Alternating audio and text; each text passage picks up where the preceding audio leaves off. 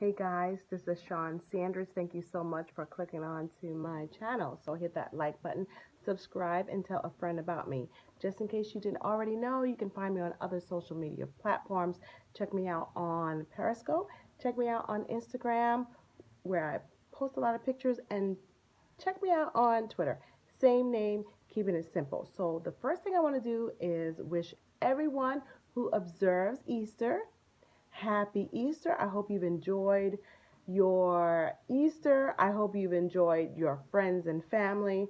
I will have to say that I have not been on camera quite some time, and that is because the last video that I posted, I did a kind of a part two on the last Real Housewives of Atlanta about my opinions about Candy and her daughter and Block, and I was actually in the airport on my way leaving from Myrtle Beach, South Carolina, to fly into O'Hare, Chicago to head home.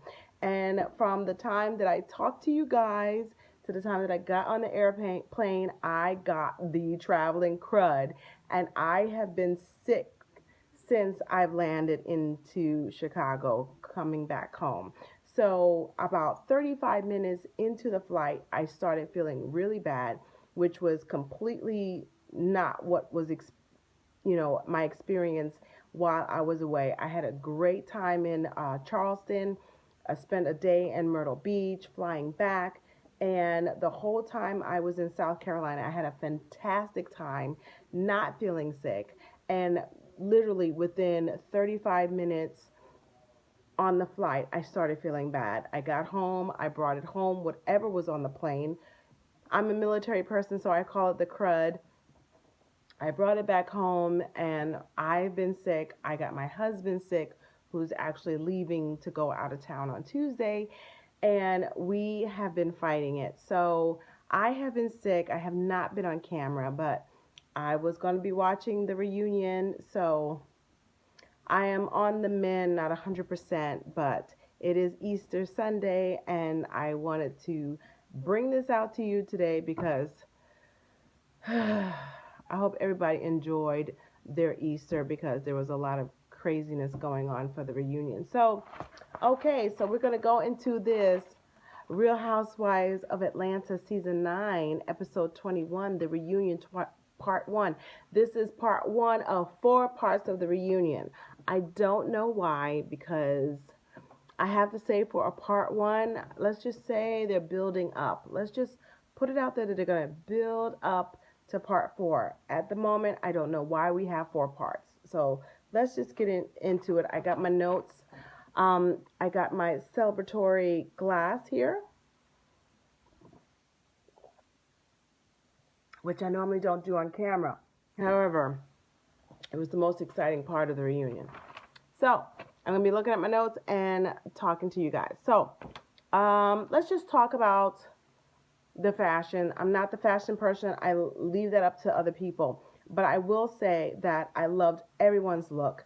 I will say that overall, Candy had the best look for her. Um, Candy is usually very understated. She's understated in her confessionals. She's understated in when she's doing her normal stuff. And she's normally understated or sometimes a miss for the reunions. But I thought for Candy, this has been her best look overall through all the seasons and especially the reunions. She slayed. She was dressed to fight.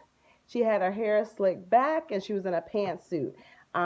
She's had a very tumultuous season, and I think what she chose for the reunion was very indicative about how she was prepared. If you want to, I'm ready to go. So she gave me that. So I thought it looked beautiful. I thought she looked beautiful. And I think overall for her, she had a great look overall out of all the reunions she's been in. But of course, it's definitely a fan favorite, an Andy favorite. And I have to say, um, I will say this, Cynthia, her misses are so slim that we give her a pass when she doesn't get it right. But the hair was was big and glamorous. And I will say this, even though I'm not a fashion person, I do know something. The color blue that she picked is a blue that goes across the palette. It can be the most porcelain of fair skin to the darkest of of black that you can find, of a person. It is a color that just transcends all skin tones. And she was not going to ever go wrong with that color. It's a beautiful color. I have that color blue. It's just a perfect color for every skin tone. So she was going to do no wrong in that color. And the hair was glamorous. Her skin was flawless. The thing about Cynthia is that she's 50, I'm 47, and she makes me aspire to do better and to look forward to turning 50. So Cynthia was my favorite, but I have to say that uh, Candy did really, really well. So okay, let's go into it. I was wondering if Miss Lawrence no longer works with um, Sheree, because her look throughout the whole season has been different. And I liked her look for the reunion, but I noticed that for the whole season, her look was pretty normal.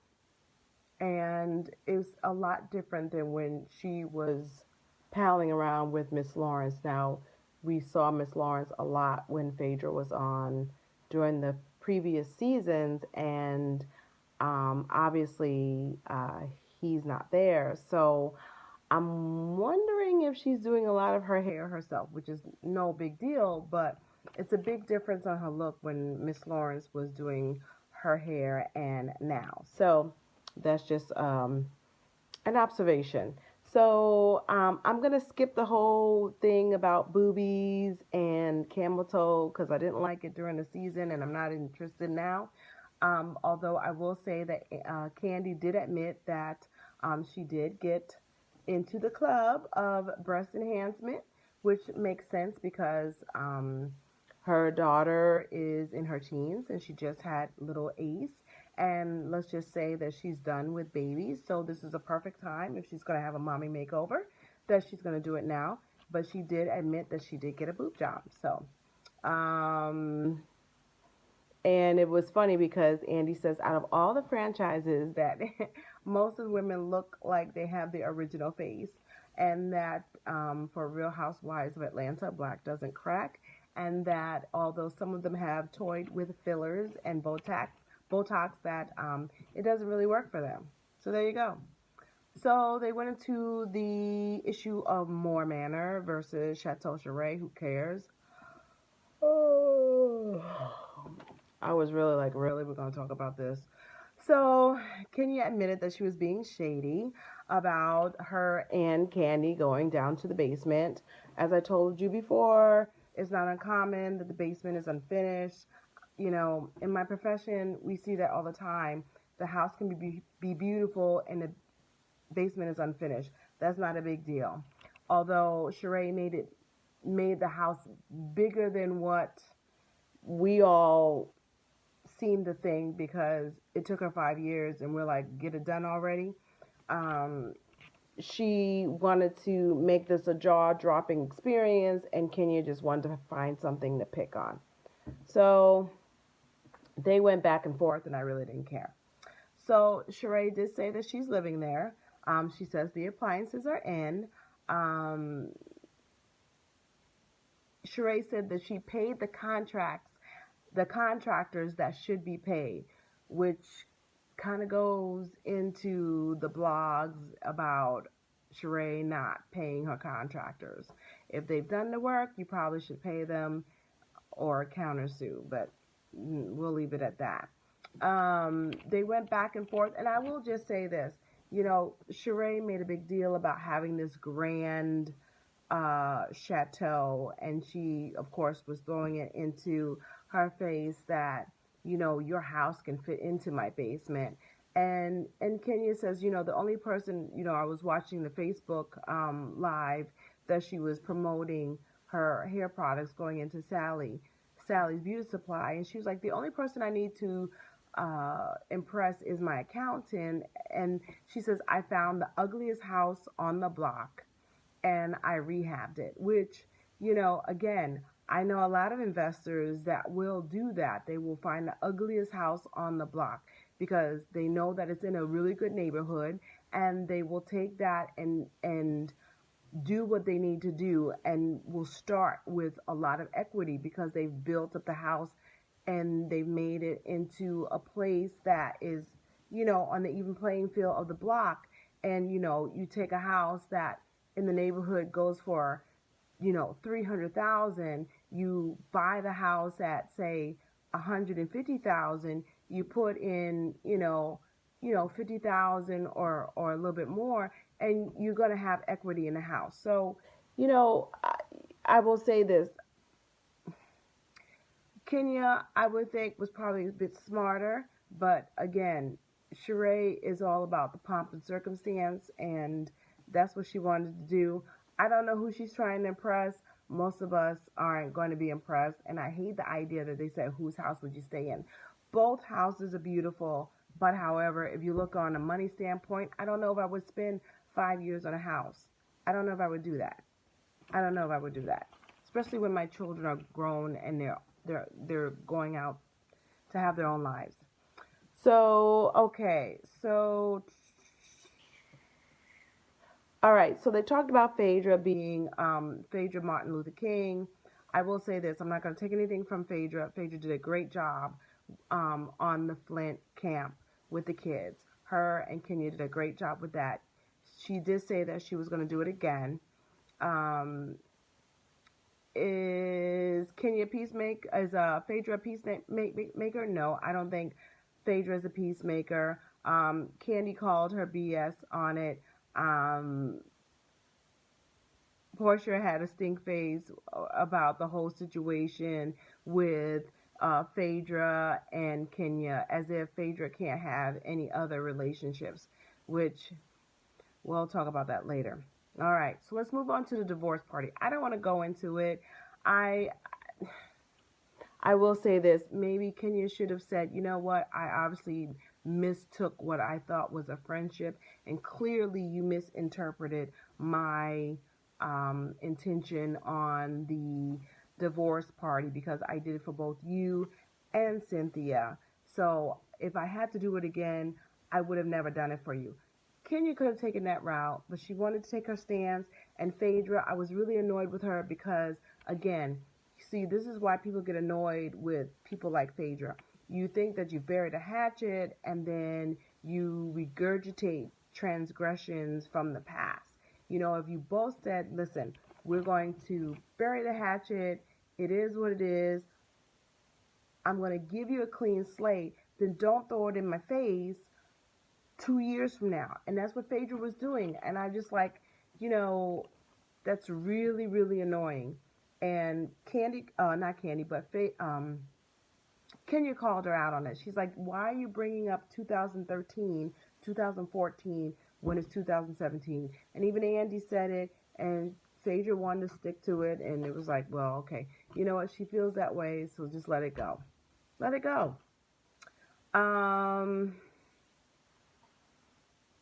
Oh, my son put in, they wear lots of makeup. He wanted me to let everybody know that they wear lots of makeup. Well, it's the reunion. That's what they do. Okay, so of course Andy was being messy about Phaedra and Kenya, and that they are in a semicircle, and because Phaedra was saying, well, we don't socialize in the same circle. So, I thought that was funny. He was trying to be lighthearted. No one cares about Portia's anger management. We know that Portia is loyal to Phaedra to a fault. Candy tried to get Portia to say that, you don't give me the same courtesy as she gave Portia, that she gave Phaedra in talking. And, like, I'm with Candy. I'm with Candy. Don't start none, won't be none. And, everyone made this issue about Portia and her anger management. Like, who cares, man? Who cares?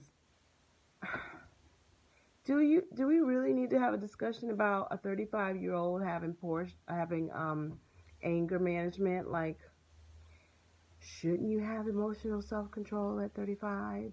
Like, why should we applaud you if you are going to anger management classes? Why should we care? You should have some emotional self-control. You shouldn't be popping off. Truly, you should not. And if at 35, you haven't worked out your issues, that's your issue. That's not the lady's issues. So she's like, you don't give anybody any kind of, you know, you don't want to point out when someoe's doing good. Who cares? You're 35 years old. Which goes back to why people get annoyed with Portia anyway. When she started out, she was this doting wife with Cordell, very subservient. And I'm not saying anything bad about being subservient, because that's not the problem. But you want to be all this submissive to your husband and very self-controlled while you were married, but yet then you get divorced and you just lose your mind and you just pop off and you just want to yank people and drag people, and supposedly people are provoking you. Well, you had this issue before, right? Kenny was the same person before, but yet you had emotional self-control. Why you don't have emotional self-control now? Don't understand it. So that's the end of part 1. Overall, I will say it was all right. I hope it gets better. I think really out of 4, possibly part 2 will be really where we get, like, yeah, it's getting good. And part 3 will be, and part 4 will be get it done over already. So that's how I feel about it. Let me know what you think in the comments below. I will talk to you soon. Take care of yourself and each other. And let me know what you think in the comments. Talk to you soon. Enjoy the rest of your Easter Sunday. Bye.